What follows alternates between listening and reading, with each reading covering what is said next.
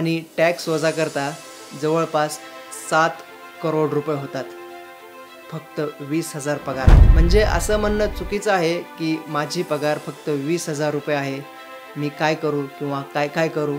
तर 2.5 करोड ते 7 करोड रुपयापर्यंत तुम्ही पैसे कमवू शकता, तेही टॅक्स पे करून आणि कसलंही अवास्तव पैशाचं बर्डन न घेता सहजपणे. सगळे दर महिन्याचे खर्च मॅनेज करून. म्हणजे जास्त पगार आणि कमी पगार याचा काहीही संबंध नाही. ज्यांचा पगार 20,000 रुपये आहे त्यांचा आणि करोडपती होण्याचा काय संबंध.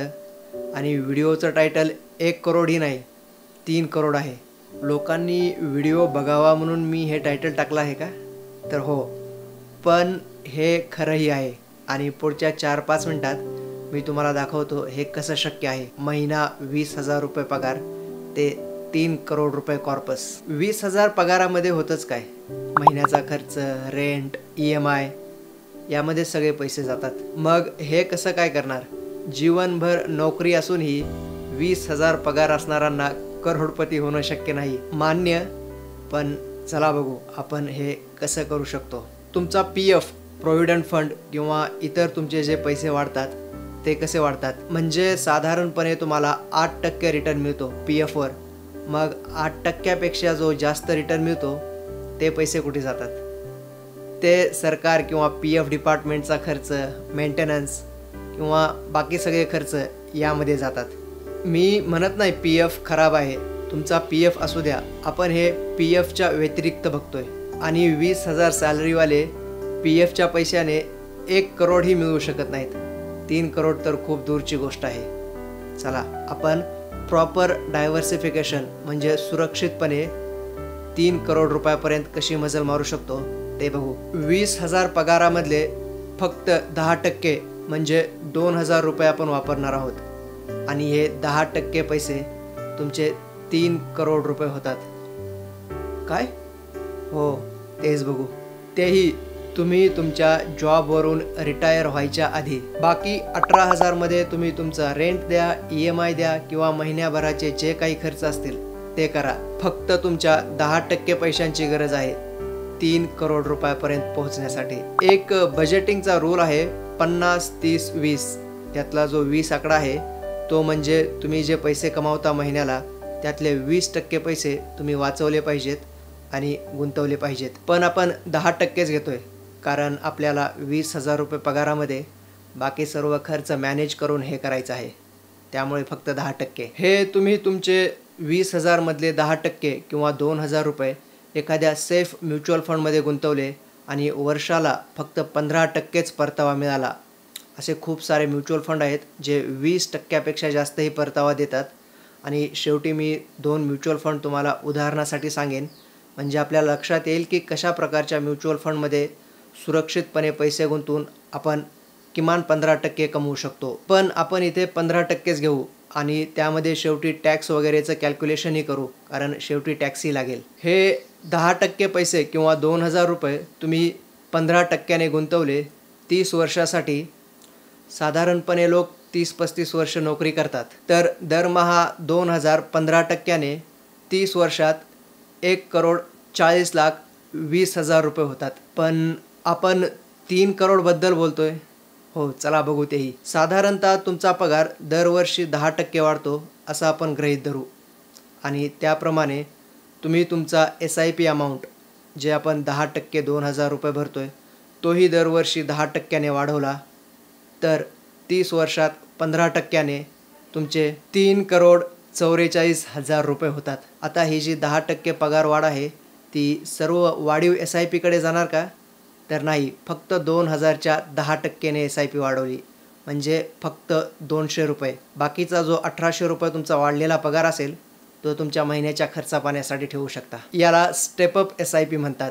म्हणजे दरवर्षी पगारासोबत 10% SIP ही वाढवायची आणि 20,000 पगार कमवणारे 30 वर्षात 3 करोड रुपयाचा कॉर्पस करू शकतात.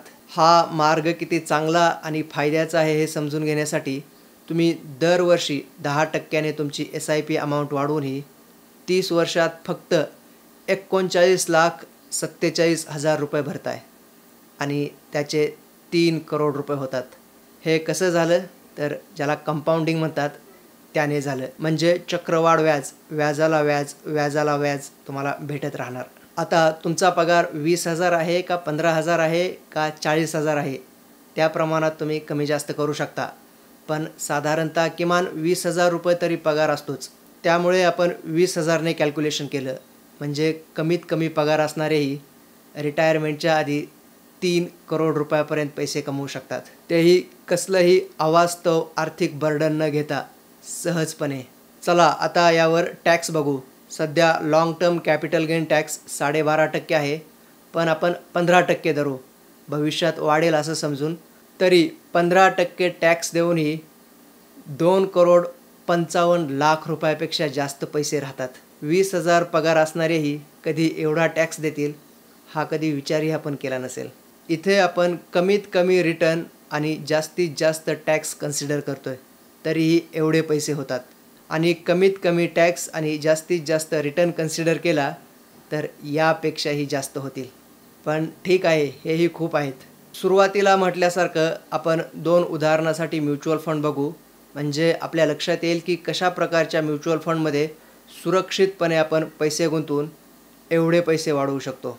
पहिला आहे Parag Parikh flexi cap fund, ज्याने 21% रिटर्न दिला आहे. आणि दुसरा आहे ICICI Prudential multi asset fund, ज्याने 21.5% रिटर्न दिला आहे. हे 2 उदाहरणं आहेत ज्यामध्ये मागच्या 20-25 वर्षापासून 20%पेक्षा जास्त रिटर्न आहे. आणि आपल्या 3 करोड रुपयासाठी आपण फक्त 15%ने रिटर्न धरला आहे. असं नाही की याच म्युच्युअल फंडमध्ये पैसे गुंतवावेत, असे खूप आहेत. हे फक्त आपल्याला समजण्यासाठी 2 उदाहरणे सांगितली. असंही वाटू शकतं की 15%ही रिटर्न नाही मिळाला तर ठीक आहे, आपण 12%ने धरू. 12%पेक्षा जास्त रिटर्न तर लार्ज कॅप इंडेक्स ETF किंवा इंडेक्स फंडमध्येही मिळतो. 12%नेही 1,76,00,000 रुपयापेक्षा जास्त होतात.